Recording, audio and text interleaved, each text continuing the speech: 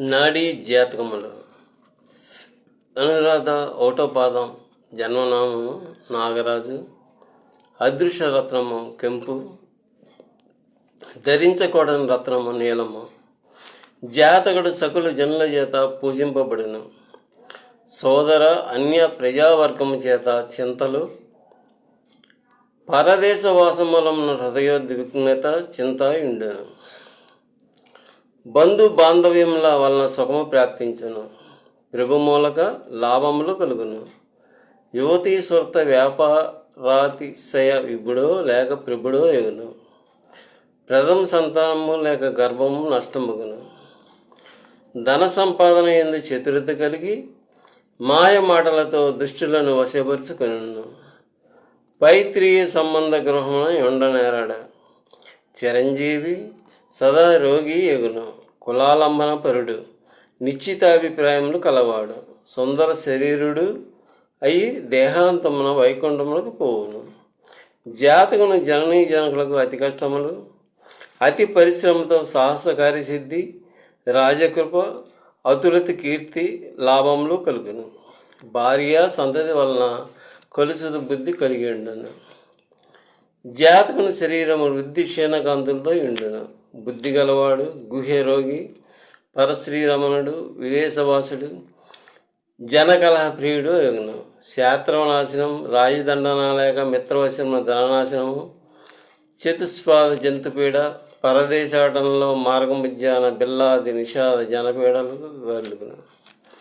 జాతకుడు ప్రభు మూలక ధన గౌరవాదులు పొందును. సోదరవర్గ కలహములు, నీచజనుల వలన సదా అశాంతి, వికలత పొందును. తీర్థయాత్రలు చేయును. స్త్రీల వలన కష్టములు, నిరంతరము దేహ కష్టములు పొందును.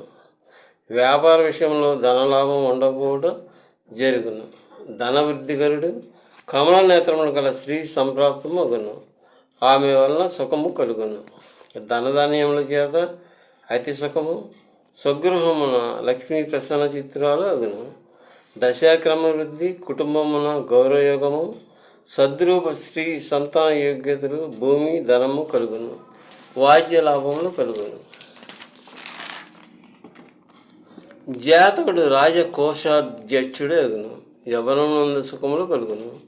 స్త్రీ హేతుచే అకస్మాత్ ధనలుబ్ధుడు అగును. గాంభీర్య స్వరయుతుడు, దీపరాయణుడు, ప్రభుధనాధికారి అగును. సుందర స్త్రీలు నివాసముందులు. రాజమూలక లాభములు కలుగును. ప్రతిష్టయు కలుగును. బాంధవ శ్రేణి అంతయు శత్రుకూటమునై ఉండును. బహు చికిత్సాంతరము కూడా రోగము నిదానము అవదు. జాతకుడు భూమి, భృత్య, గ్రామ, రాజవంశ సంబంధము సంప్రాప్తం అగును. తన పత్ర విషయమై విచారము కలుగును. ధనగ్రామ సుందర వాహన సౌఖ్యములు కలుగును. అన్య ప్రజార్థ వ్యాపారమున ధనక్షేము కలుగును. గర్భమున వాయు సంబంధ రోగములు ఉండును. ఒక యతీశ్వరుని మూలమున జ్ఞానప్రాప్తి కలుగును. ధార్మిక కార్యముల చేత ధనవ్యయము, రత్నాది మనుల వలన ధనాగమము కలుగును. నిర్బల వీర్యవంతుడు, దీర్ఘజీవి ఎగును. దేశ పరదేశముల యందు విఖ్యాతి గడించును. గంగాభక్తుడు, పండితుల వేదఘోష, వాహన సంపద కలిగి ఉండును.